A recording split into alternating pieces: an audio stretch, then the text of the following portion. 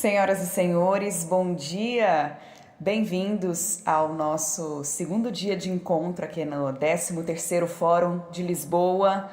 Mais uma vez é um prazer estar com vocês. Nosso tema este ano, o mundo em transformação, direito, democracia e sustentabilidade na era inteligente. Antes de começar, eu gostaria de convidar os nossos participantes que estão nas poltronas verdes para que se juntem a nós aqui embaixo para ficar todo mundo mais perto.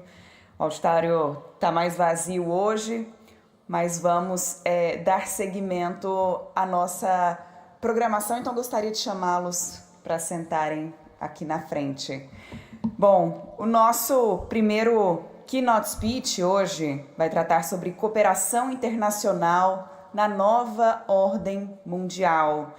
Eu gostaria de convidar ao palco Ilan Goldfan, presidente do Banco Interamericano de Desenvolvimento.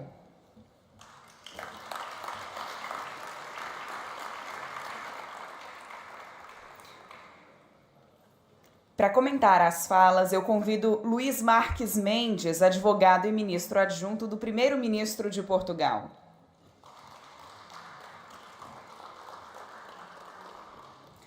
E para moderar o nosso debate, eu convido o ministro do Supremo Tribunal Federal e professor do IDP, Gilmar Mendes.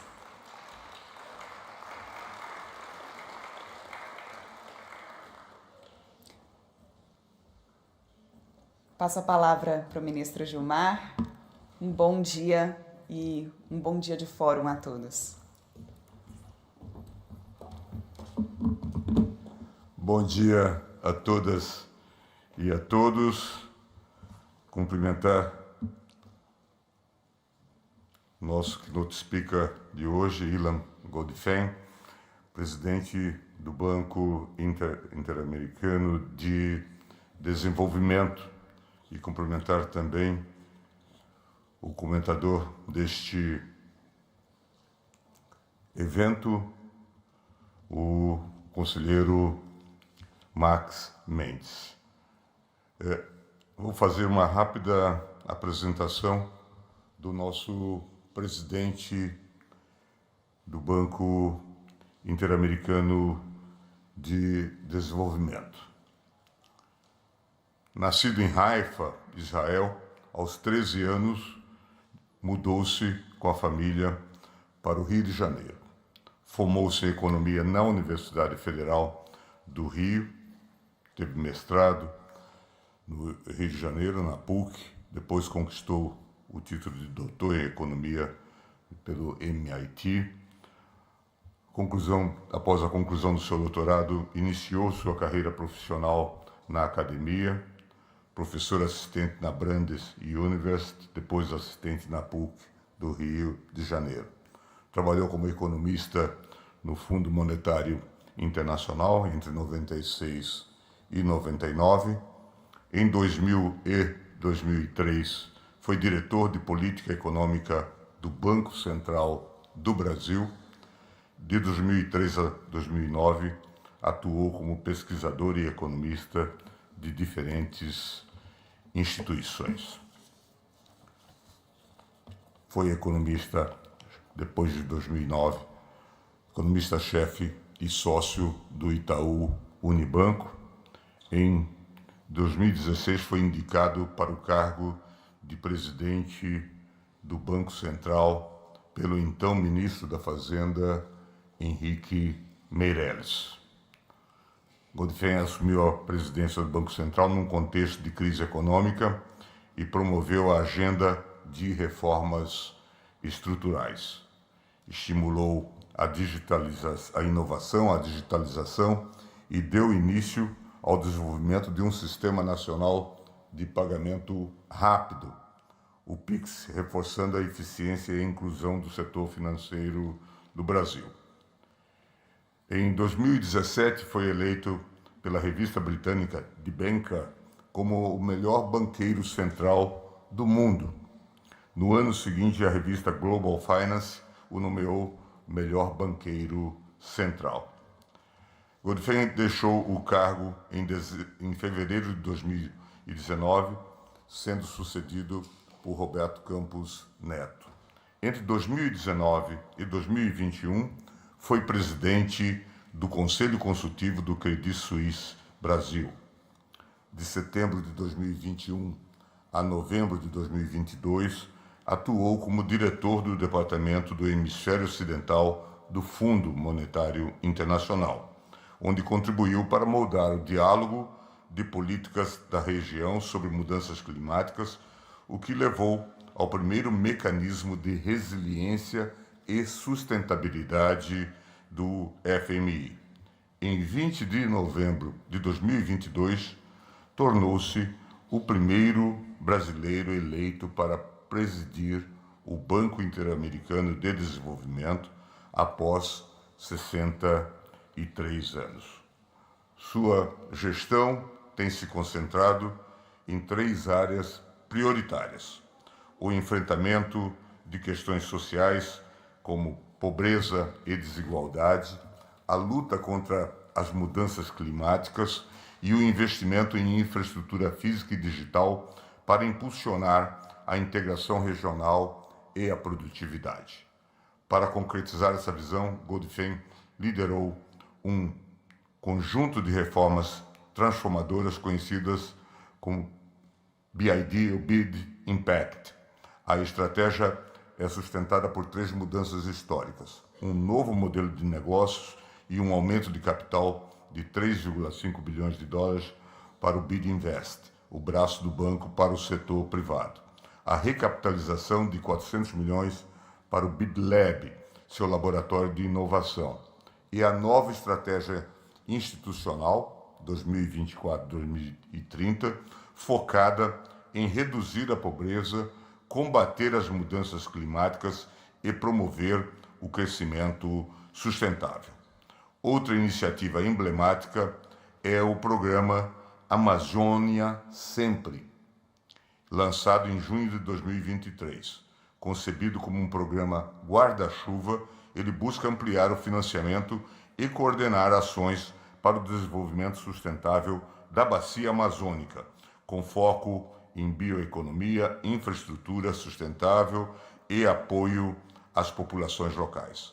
A iniciativa demonstrou rápido crescimento, expandindo sua carteira de projetos de 1 bilhão para 2,8 bilhões em seu primeiro ano. Com vocês, Ilan Goldfein.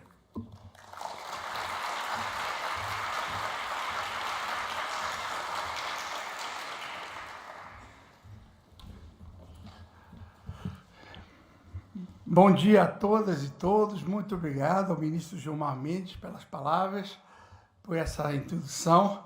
Saúdo também o conselheiro Luiz Marques Mendes, com quem tenho a honra de dividir esse painel e dividir com vocês todos nesse fórum de Lisboa, que é um fórum que já ganhou reputação. Eu estava contando para o ministro Gilmar Mendes que eu venho de uma reunião com o ministro das Finanças, o Estado das Finanças aqui de Portugal, o ministro Joaquim Miranda Sarmento, e ele falou: eu já palestrei várias vezes aí, manda um abraço, que temos muito orgulho desse fórum. Então, acho que a reputação, já dessa 13ª edição, essa reputação desse fórum fala por si própria. O tema aqui é cooperação internacional na nova ordem mundial. Esse tema é fundamental. Pela nova ordem mundial e pela ideia da cooperação. A nova ordem mundial está gerando incertezas e apreensões, receios de fragmentação, mas, ao mesmo tempo, há uma percepção que, em momentos de dúvida, temos que voltar às nossas convicções, às nossas bases, ao nosso passado para trilharmos o caminho para o futuro. Cheguei hoje de manhã, na verdade, de Sevilha. Sevilha teve uma conferência importante de desenvolvimento, finanças para o desenvolvimento, que seria como um passo fundamental para a COP30, que vem mais a seguir em Belém. Em Sevilha, participei de encontros multilaterais com líderes de Estado, ministros presidentes de Banco de Desenvolvimento, como eu, principalmente representantes do setor privado. Deixa eu contar um pouco a minha percepção vindo desse último encontro. Tem poucas horas que eu venho de lá. Eu diria que são três grandes assuntos nessa ordem mundial. Primeiro, e talvez seja paradoxal, no momento de mais fragmentação global, vemos também uma maior vontade de cooperar. Há um ambiente mais propício a se juntar. É como se a ameaça ao sistema levasse a todo mundo querer agora estar mais junto. O que significa estar junto? Quem? Primeiro, os próprios países da América Latina e do Caribe querem voltar a falar e a estimular a integração regional. Eu posso contar para vocês quais tipos de interação, quais tipos de programa se está se avançando. Em segundo lugar, a integração entre regiões. E tivemos vários encontros da América Latina e Caribe com a Europa. Desde a reunião da EU-CELAC, como outros fóruns onde se falou muito. E eu estou mais otimista do que no passado sobre o caminho dessa integração, dada a nova ordem mundial. A América Latina, como vocês sabem, é muito fechada. O comércio intrarregional representa apenas 15% do nosso comércio total. Compare com a Europa. O comércio dentro da Europa é 68%. 15 versus 68%. Ah, bom, e a Ásia? A Ásia é 55%. Tem muito que integrar ainda. E tem muito que integrar para fora. Esse é o papel de um banco multilateral como o BID. Estamos ajudando a construir as bases para o desenvolvimento e integração regional. Vou dar alguns exemplos. Há um programa criado pelo Brasil, das rotas de integração, para unir, via pelo menos 5 rotas, o Cone Sul. Desde a rota bioceânica, ou a rota que vai sair pela Guiana, 5 rotas. E a gente entrou no projeto chamado Conexão Sul, que é para conectar a América do Sul. Mas também o Caribe quer se coordenar. Nós estimulamos o One Caribbean. A América Central veio e disse, a gente também precisa trabalhar junto. Criamos o América no Centro. E mais recentemente, eu vou falar disso, os 26 países da região que fazem parte do BID pediram um tema que não é comum a um banco de desenvolvimento, que é a questão da segurança, do combate ao crime. E nós lançamos no ano passado a Aliança para a Segurança e Desenvolvimento. Vou falar mais disso a seguir. Então, integração regional, integração com a Europa, são eixos que estão vindo mais rápido do que há um ano atrás. Qual é o estímulo para a região? Por que a América Latina e o Caribe podem se beneficiar dessa nova ordem? Primeiro, pensa no mercado da toda a América Latina. Se a gente for oferecer um mercado de 6,6 trilhões de dólares, com mais de 660 milhões de pessoas, mais ou menos homogêneo, é um mercado muito atrativo, desde que seja integrado. A América Latina pode ser parte da solução de diversos problemas e diversos eixos relevantes. Por exemplo, se fala muito dos minerais críticos, que são essenciais, porque hoje se chama de segurança energética. Precisa-se muito do lítio. 2/3 dos depósitos globais do lítio estão na América Latina, América do Sul. 1/3 dos depósitos de cobre de todo o mundo. Se fala muito da insegurança alimentar no mundo. Pois bem, a América Latina pode alimentar todo mundo. Nós abrigamos também portos estratégicos onde várias empresas europeias estão investindo. E nós temos capacidade de fabricação. A Europa é uma aliada natural. Valores democráticos são compartilhados. Temos laços históricos. Portugal, Brasil, a Espanha, os países latino-americanos. E hoje há um estoque de 600 bilhões de euros em investimento direto. Quem é o maior parceiro de investimento direto da América Latina é a Europa.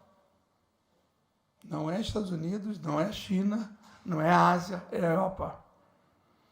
O que aconteceu da última vez que houve um surto de tensões comerciais? 2018, 2019. Vários países latino-americanos aumentaram as exportações. Houve um aproveitamento do desafio. E essa é uma mensagem que eu queria deixar. Os desafios oferecem oportunidades. E essa aqui é uma oportunidade para a América Latina e o Caribe. Houve também, e aí voltando à lição de cooperação em Sevilha, cooperação entre instituições. Eu tive vários acordos entre os bancos. Nós temos o Banco Europeu de Investimento, que seria o BID da Europa. Nós assinamos o acordo de cooperação. O Banco de Investimento quer investir conosco na América Latina. Acabamos de fazer uma troca de dívida em Barbados juntos. A Europa está interessada na América Latina e Caribe. A gente acabou de assinar. Eu assinei uma troca de dívida com o Conselho Europeu de Desenvolvimento, o CEB. Eles me passaram o portfólio deles, a gente passou o portfólio nosso, nós lidamos com a América Latina, eles lidam com a Europa, a gente diversificou o portfólio, ganhamos espaço. Fizemos acordo com o Catar, interessado em ajudar a educação na América Latina, Education Above All Foundation, recursos de doação para a América Latina, que nós estamos investindo em vários países, inclusive no Brasil. Temos um acordo com a Fundação La Caixa, da Espanha, para trabalhar a economia prateada, que é a economia geracional. Como a gente cuida de uma economia que se torna mais madura, mais velha. A quantidade de cooperação tem dado um impulso como resistência a uma fragmentação global. E eu vejo aqui em Portugal potencial também.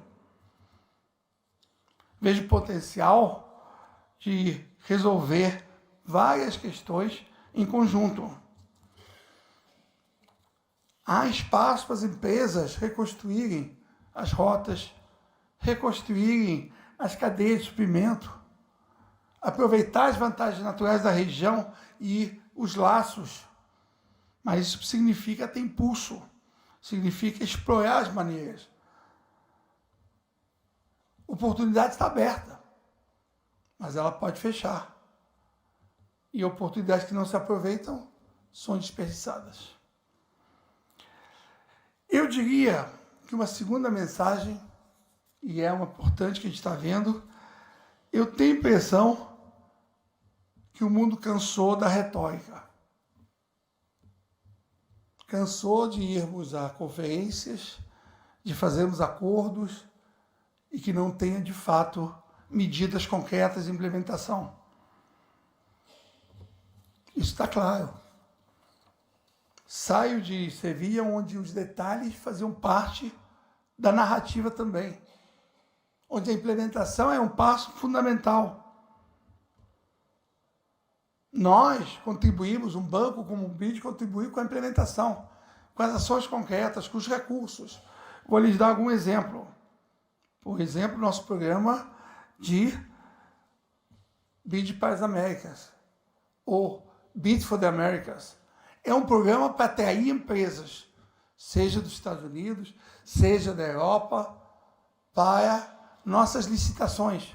Não são nossas, são licitação dos países que nós estamos envolvidos, financiando. Toda vez que uma empresa europeia ou americana participa das licitações da América Latina, tende a ganhar. Só que participa menos do que poderia. O programa BID para as Américas oferece os 12 mil contratos que o BID administra na região e diz, querem participar? Está aqui a informação. Qual é o país que querem? Qual é a região que querem? Querem falar de minerais críticos? Vamos oferecer as informações, vamos oferecer a capacidade de navegar a regulação e até, se investirem na região, nós vamos financiar através do nosso banco privado, nosso braço privado, que é o BID Invest. Segundo exemplo que eu já comentei, segurança. Hoje, a América Latina tem 8% da população mundial. 8% da população mundial é responsável hoje por 1/3 dos homicídios globais. 8%, 1/3. Está claro porque segurança é um assunto que está vindo da região para uma aliança.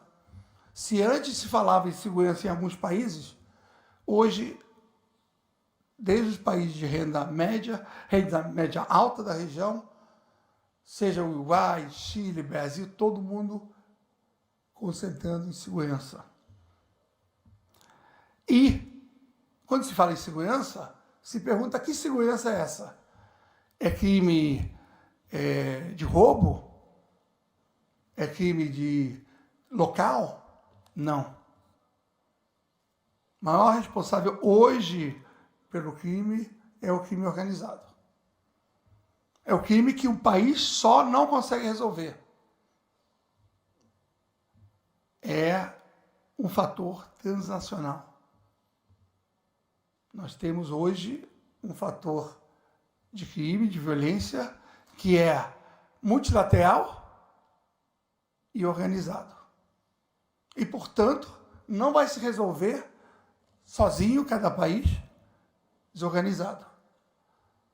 Portanto, nós lançamos a aliança, que é multilateral, e, portanto, o BID, que é um banco multilateral, tem esse papel, que é um papel, eu, como presidente, não imaginava que eu ia lidar com segurança, com todo respeito à importância da questão, eu pensava que eu ia lidar com infraestrutura, com financiamento, programas sociais, mas o pedido da região é: não há desenvolvimento sem segurança. Nós iniciamos essa aliança em Guayaquil, Equador, por motivos óbvios, onde há violência. E em poucos meses, 22 países da região se juntaram à aliança. A aliança trabalha com 11 parceiros, assinamos um acordo com a Interpol e, basicamente, a gente faz 3 coisas. 1, proteger as populações, os jovens, para não serem recrutados pelo crime organizado, pelas gangues. Há muita experiência de como fazer isso. Número 2, oferecer recursos para as instituições. Seja o Ministério da Justiça, às vezes o combate ao crime está no Ministério do Interior, a polícia. O que a gente oferece? Não contratamos policiais, mas nós oferecemos recursos para trabalhar inteligência artificial, para saber onde é que o crime vem. Digitalização. Reforçamos o Estado contra a violência. Esse é o pilar número 2. Social, jovens. Pilar número 2, instituições. Pilar número 3, fluxos financeiros. Nós aprendemos no combate ao terrorismo, e eu venho do mundo dos bancos centrais, onde o combate ao terrorismo se fez, em parte, cortando o fluxo financeiro. o tal do FATCA. Toda a dificuldade de remessas vem desse cuidado. Dá para fazer a mesma coisa com o crime organizado. Segue o dinheiro, corta o oxigênio. 3 pilares. São 2 exemplos importantes. O BID para as Américas, Aliança para a Segurança, e eu vou dar o terceiro, que é o nosso programa Amazônia Sempre. O Amazônia Sempre surge com uma ideia e um mandato de 8 países da região para um banco multilateral juntar esforços. Com uma ideia, a preservação da natureza tem que ser bem acompanhado com uma alternativa econômica e condições de vida para a população que vive lá. Tem que oferecer a bioeconomia, tem que oferecer a agricultura familiar, tem que preservar as cidades na Amazônia. Quando eu falo com os países europeus ou com os Estados Unidos, digo que uma parte importante da população da Amazônia vive nas cidades, o pessoal não acredita. Temos que reforçar a cidade, a infraestrutura da cidade. Esse é o programa holístico que nós temos. E é o nosso programa de coordenação mais bem-sucedido, no sentido de que recebemos recursos de doadores, quadruplicamos os recursos para a Amazônia em um ano. Então, estamos trazendo empresas e, obviamente, estamos contribuindo com a COP30, que vai ser em Belém. Agora, em Sevilha, que eu vim, nós anunciamos o programa de emissão de bônus junto com o Banco Mundial, os chamados Amazon Bonds. E o programa Amazon Bonds não é só pegar um bônus normal e chamar de Amazon. É uma forma, uma estrutura para que o investidor privado saiba que quando está comprando o bônus, aquilo está indo para a Amazônia, não está indo para qualquer lugar, está indo para projetos que nós estamos monitorando e vendo se há resultado. Levou quase um ano para ter esses princípios, esses guias. Agora vamos emitir, o BID vai começar, emitindo $1 bilhão de bônus amazônicos. A gente espera que o Banco Mundial siga e depois os países. Com esses recursos, nós vamos financiar a Amazônia Sempre. Isso é um outro programa que nós fazemos. Eu estou dando esse exemplo, são exemplos regionais, são exemplos onde há uma reação de querer trabalhar junto, quando antes não havia tanto.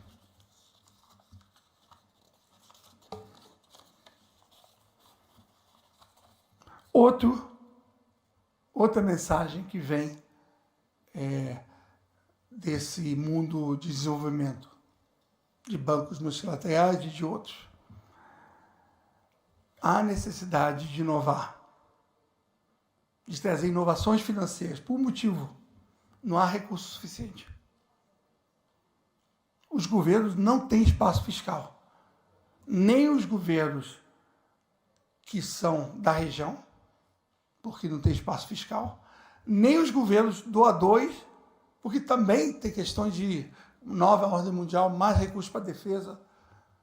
Nós temos que, de alguma forma, atrair o setor privado. E para atrair o setor privado, não basta dizer venham. Tem que oferecer inovações financeiras e tem que adaptar os projetos ao tipo de risco que o setor privado está disposto a assumir. Vou dar um exemplo. Troca de dívida. Troca de dívida é a transformação de 2 problemas numa solução. Quais são os 2 problemas? Dívida alta. É um problema dos países. Qual outro problema? Não tem recurso para os projetos de desenvolvimento. Não tem recurso, tem dívida alta. Qual é a solução? Troca de dívida. Como é que essa solução surge? Nós, com os recursos que temos, somos capazes de dar garantias aos países, se juntar com algumas instituições, doadores, que dão proteção política, por exemplo, mudanças políticas. Com nossa garantia, essas proteções, a dívida nova é muito mais barata que a dívida antiga. E só essa transformação, por exemplo, gerou recursos de $1 bilhão para o Equador, no maior troca de dívida que o mundo já teve, que o BID participou.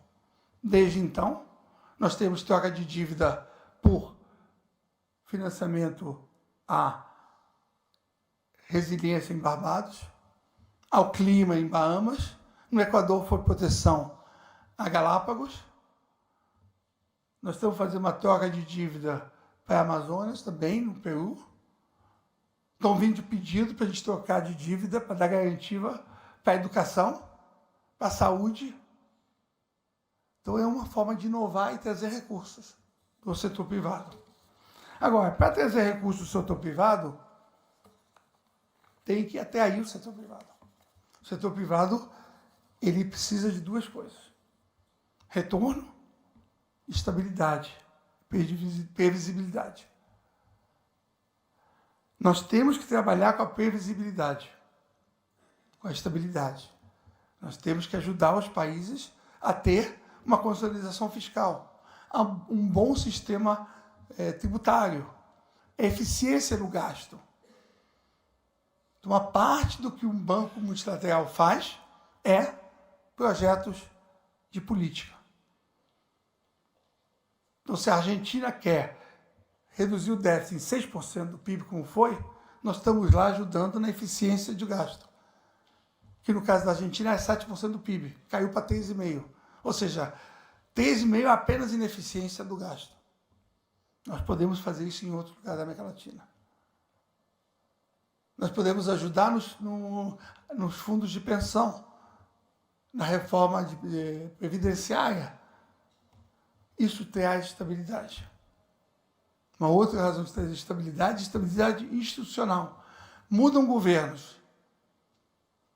E às vezes muda a economia junto com os governos. Um governo diz A, o outro diz B, e refaz tudo a cada 4, 5 anos. Isso não permite investimentos de infraestrutura que levam 10 anos.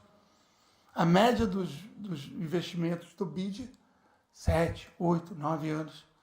Muitas vezes o BID está na região, às vezes o BID é a ponte entre um governo e outro que não se falam. O setor privado precisa de previsibilidade, isso é a condição número 1. Condição número 2. Nós oferecemos riscos compatíveis com o que o setor privado precisa. O setor privado, às vezes, não inclui a rentabilidade pública dentro da rentabilidade privada. São as chamadas externalidades. Portanto, há um mercado a completar e, portanto, bancos como nós deveríamos incluir o chamado Blended Finance.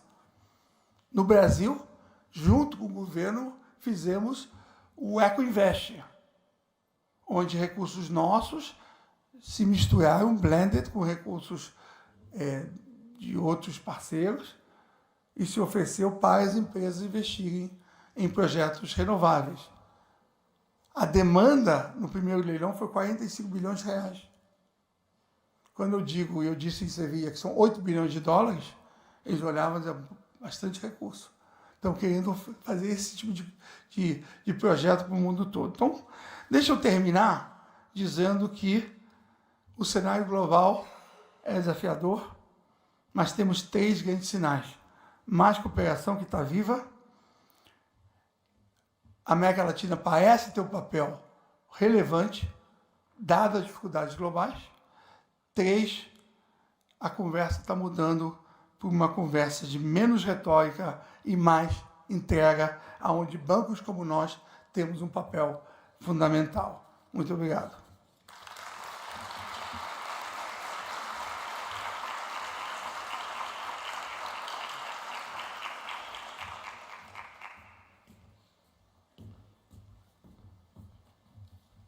Nós agradecemos imensamente ao presidente do BID, Ilan Godefem, por essa exposição extremamente ilustrativa e que nos traz, Ilan, um certo conforto. Normalmente nós temos ouvido análise muito pessimista ao longo desses dias e ao longo desses meses, especialmente na perspectiva internacional, de modo que já é um sinal, se a gente for pensar num lead da sua palestra, uma abordagem positiva num momento extremamente difícil para a ordem mundial, perspectiva de uma cooperação positiva, inclusive no que concerne a possibilidade de, a partir da cooperação internacional, ter-se o combate ao crime organizado, que é uma das preocupações. Esse tema é central nos debates que temos tido.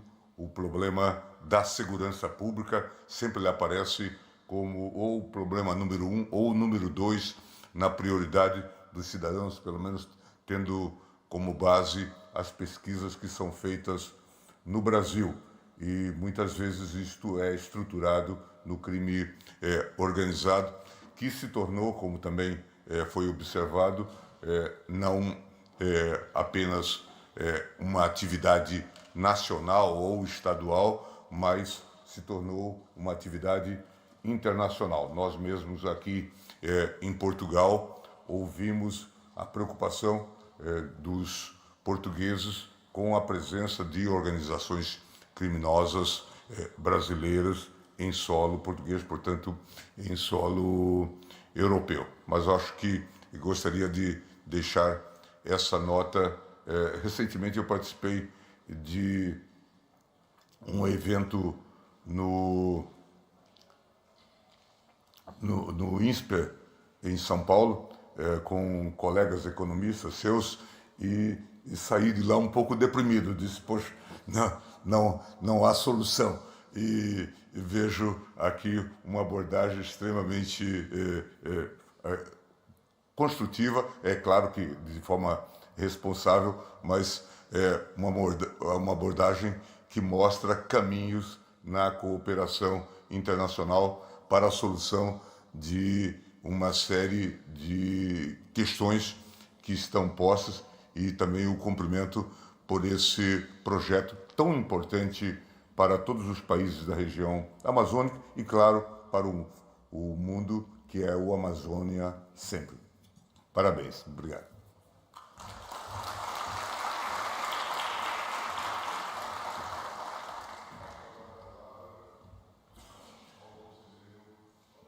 Marcos Mendes.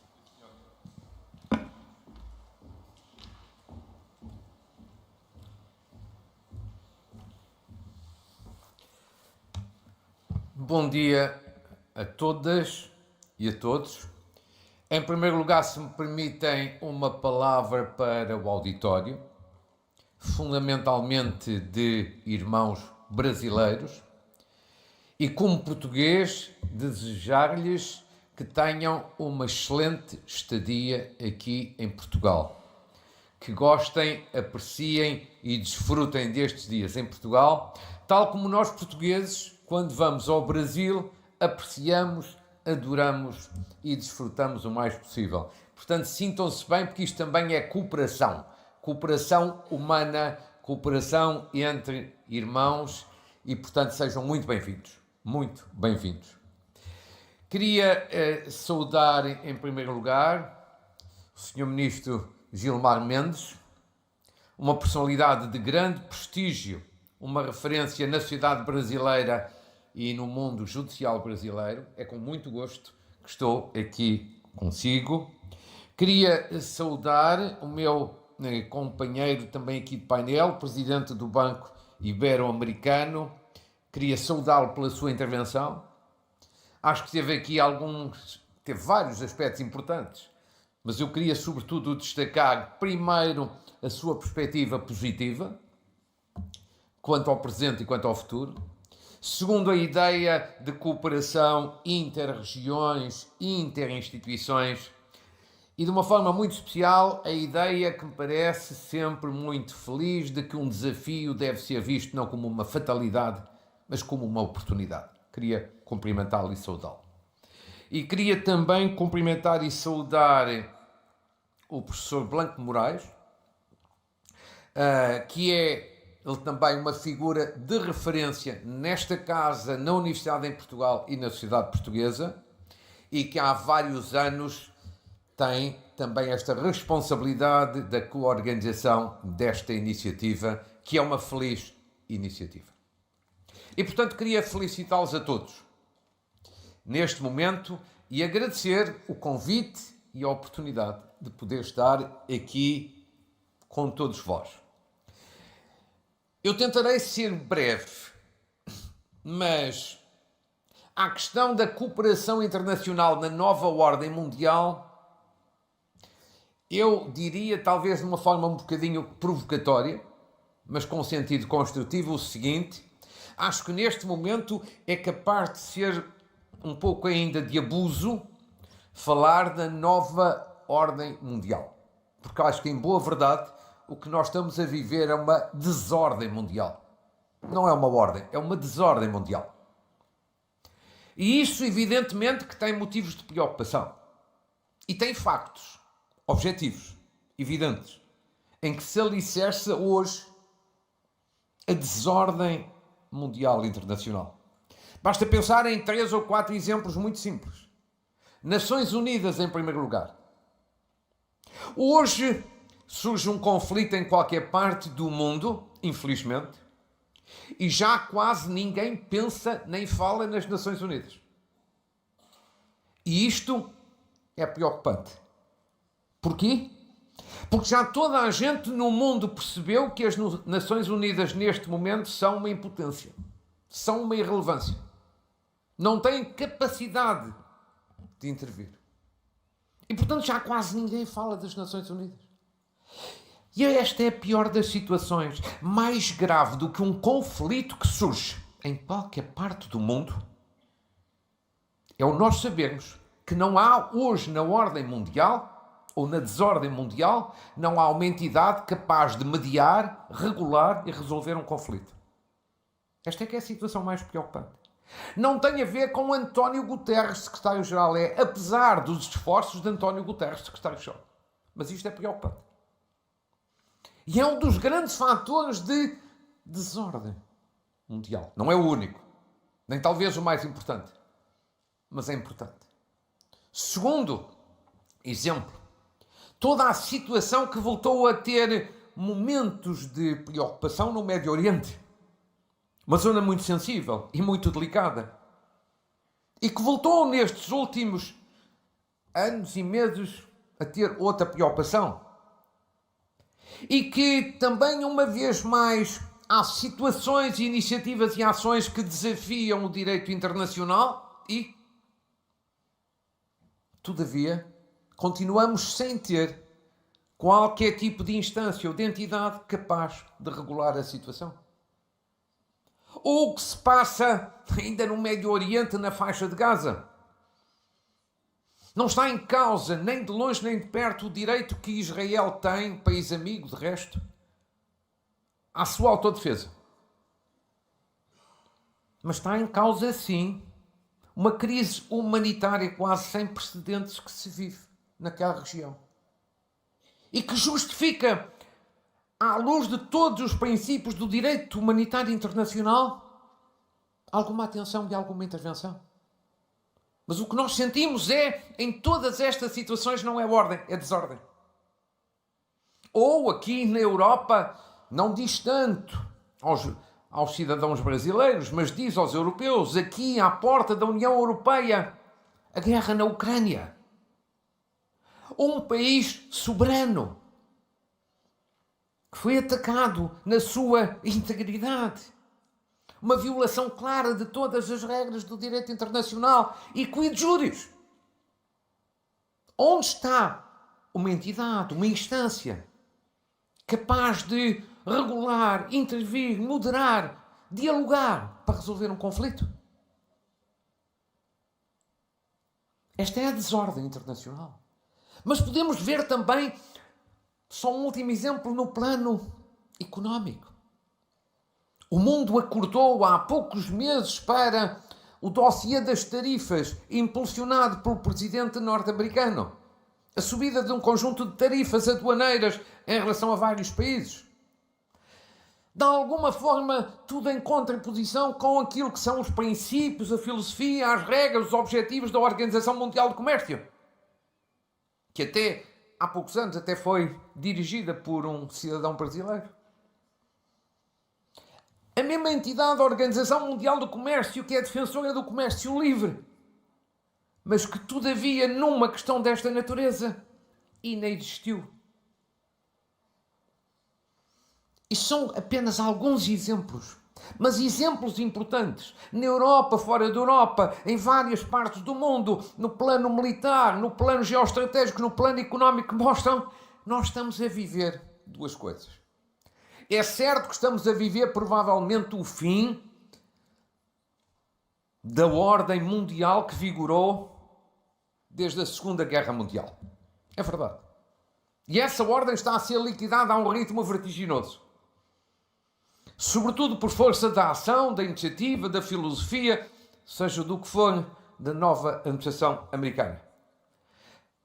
Mas estamos a viver em simultâneo um período de transição a que eu chamaria de alguma desordem e que tem, evidentemente, uma preocupação muito séria. Agora, não vale a pena neste quadro vermos os problemas apenas do lado da dificuldade. Não. Nós temos também a ver, como o ministro Gilmar Mendes dizia, e bem, o lado positivo, o lado construtivo. Neste quadro, evidentemente, que é mais difícil cooperar. Mas não deixa de ser importante cooperar. E eu queria falar-vos aqui também, segundo ponto, de um acordo celebrado recentemente, ainda não ratificado, mas celebrado recentemente, entre a União Europeia e o Mercosul. E que é importante para Portugal, onde estamos, e para o Brasil, para quem neste momento falamos. Este acordo assinado no final do ano passado, dezembro, entre a União Europeia e os 4 países do Mercosul, acho que é uma excelente oportunidade em que devíamos concentrar portugueses, brasileiros e muitos outros na Europa e na América do Sul as nossas atenções. Sobretudo por 4 razões, algumas das quais até são capazes de ser mais importantes para o Brasil do que para Portugal.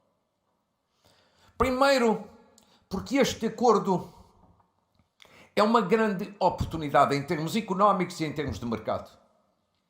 É a criação de um mercado livre de uma dimensão extraordinária. Cerca de 720 milhões de consumidores. Este é um grande mercado.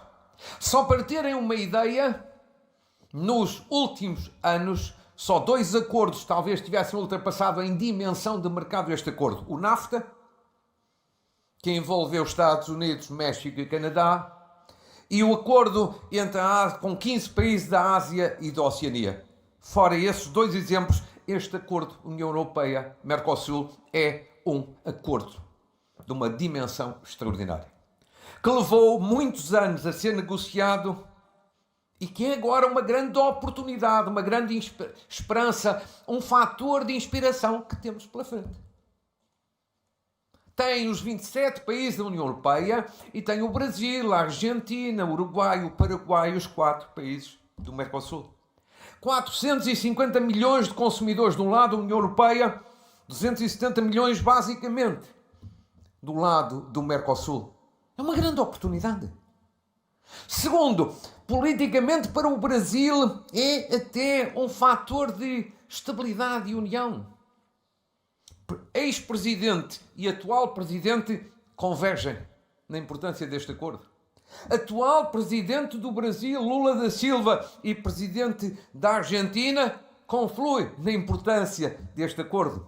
É o próprio governo brasileiro que tornou público que este acordo é uma grande oportunidade do ponto de vista do crescimento do PIB, do ponto de vista do investimento, do ponto de vista do aumento das exportações, do ponto de vista da diminuição das importações, do ponto de vista do crescimento dos salários reais. Ou seja, uma grande oportunidade. E agora falo especificamente para o Brasil. Terceiro, do ponto de vista estratégico, é fundamental também para o Brasil e para Portugal, se me permitem também. Porquê? Porque pode ser, para o Brasil e para Portugal, uma importante porta de entrada. Porta de entrada onde? Para o Brasil pode ser, através de Portugal, uma grande ponte de entrada na União Europeia, que é um bloco cada vez mais importante e que oferece grandes oportunidades de investimento e desenvolvimento. Através deste acordo, o Brasil pode ter, através de Portugal, uma porta importante para entrar na União Europeia. Tal como Portugal, através do Brasil, pode ter uma porta de entrada para ter interlocução, maior interlocução, na América do Sul. E, portanto, este acordo não é apenas importante do ponto de vista económico e de mercado. Não é apenas importante do ponto de vista da estabilidade em termos políticos que suscita no Brasil. Também é importante. Mas tem esta visão estratégica. É que, para além do acordo, há a oportunidade de estabelecer novos instrumentos de cooperação, quer na América do Sul, quer na Europa, e que são úteis, num lado para Portugal e noutros para o Brasil. Sem esquecer, em quarto e último lugar, só as razões principais. É uma excelente oportunidade no tempo em que vivemos. Ou seja, com mais tarifa, menos tarifa, exportar para os Estados Unidos, evidentemente na filosofia fortemente protecionista do atual presidente, exportar vai ser mais difícil. Quanto mais não seja porque já está criado um clima de instabilidade. Independentemente das tarifas finais que sejam fixadas para o país A ou para a região B, já está criado um clima de instabilidade. Esse clima de instabilidade é mau, retira confiança. Retira confiança ao investidor. Mas com tarifas evidentemente maiores, exportar para o Brasil é mais difícil. E há de ser mais difícil para todos. Não vão deixar de exportar, mas vai ser mais difícil. O que significa que o acordo do Mercosul é aqui também uma importante alternativa. Não é apenas uma oportunidade, é uma alternativa às dificuldades que surgem noutro continente. Há aqui um novo mercado. E queria por isso mesmo deixar-vos aqui este ponto. Vale a pena refletir nesta nova oportunidade que está à frente. Porque este acordo já não é apenas uma expectativa. Não, já é uma certeza. Porque este acordo já não é apenas uma iniciativa que está a ser estudada. Não. Já está concretizada. Claro que ainda não está ratificado e claro que dentro da Europa ainda há alguns nichos de resistência. Por causa, sobretudo, como sabem, da agricultura. Mas eu chamo a atenção disto. Este é o caminho lógico, normal e natural. Na Europa e na América do Sul. O Brasil, recordo, já é hoje o maior exportador de produtos agrícolas para a União Europeia.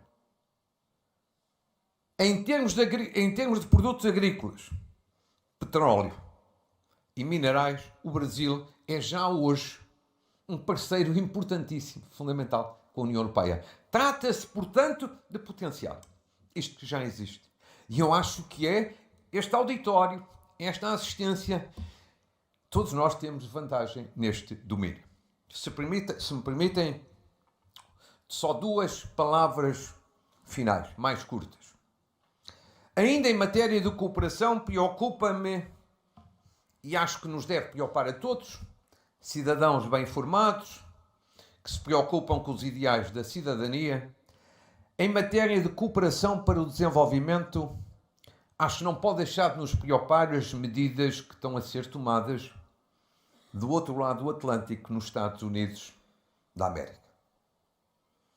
Ou seja, os cortes profundos na estratégia da cooperação para o desenvolvimento que a nova administração americana está a tomar, sobretudo ao nível daquela agência, a USAID, são, de facto, decisões muito delicadas e muito preocupantes. Sobretudo numa área, saúde. Tivemos uma pandemia recente. Não estamos livres de ter outras no futuro. É uma inevitabilidade, só não sabemos que pandemia e quando. E neste momento, estas decisões que estão a ser tomadas nos Estados Unidos afetam, de facto, programas importantes em todo o mundo, na África do Sul e noutros países, que são programas importantes do ponto de vista da saúde pública. Mas para terminar com uma lógica positiva, invoco novamente, e bem, o ministro Gilmar Mendes, queria-vos dizer o seguinte: na lógica agora bilateral, Portugal e Brasil, o Brasil e Portugal, também temos bons motivos de satisfação. Não é apenas a boa relação e cooperação política, isso é importante. Não é apenas a relação de grande amizade que existe entre todos nós. Há um português, um brasileiro, cumprimentam-se e ao fim de 5 minutos há uma relação fraterna e amiga.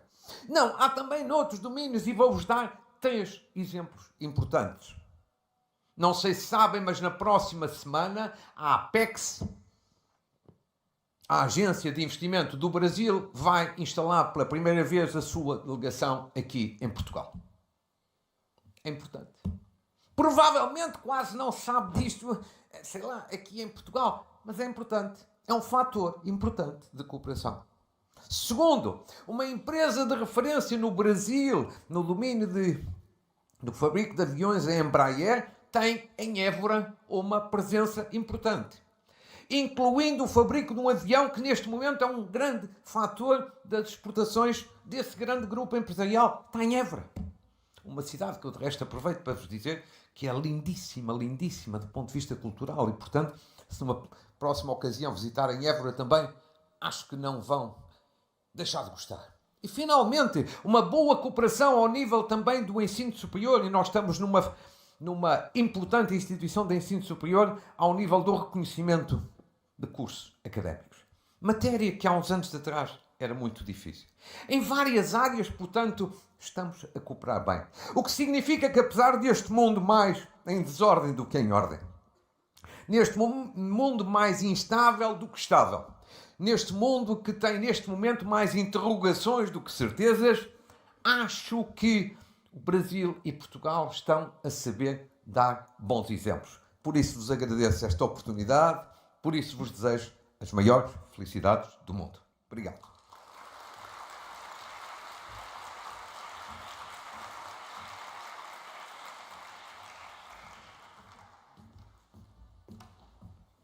Nós agradecemos imensamente os comentários do conselheiro Luiz Marques Mendes, com toda a sua experiência, também nos deixa uma nota extremamente positiva, especialmente no que concerne a este acordo tão esperado União Europeia-Mercosul. Essa é uma mensagem positiva para além das relações que cultivamos ao longo dos anos, felizmente, entre Brasil e Portugal. E isso, o acordo Mercosul-União Europeia abre muitas perspectivas, inclusive de ampliação do Mercosul no nosso âmbito. Só para lembrar aqueles colegas constitucionalistas, a Constituição brasileira não fala numa união no âmbito apenas do Mercosul ou do Cone Sul, mas, na verdade, fala de uma união na própria América Latina, como de alguma forma já colocou aqui o Ilan na sua fala. Bem, tivemos já, portanto, um excelente início de dia com essas notas positivas. Nós que nem sempre estamos a fazer diagnósticos animadores diante da situação que se coloca. Vimos também o conselheiro Marques Mendes falar desse estado de desordem internacional extremamente preocupante. Nós que acompanhamos a eclosão da guerra na Ucrânia não faz muito e depois vimos o caminhar do mundo com esse desenvolvimento no Oriente Médio e todo esse quadro de instabilidade certamente é uma nota animadora para que possamos refletir. Também aqui uma palavra importante que nos deixou o Ilan, de que temos crises, desafios, mas temos oportunidades e não podemos perdê-las. Bom dia. Obrigado.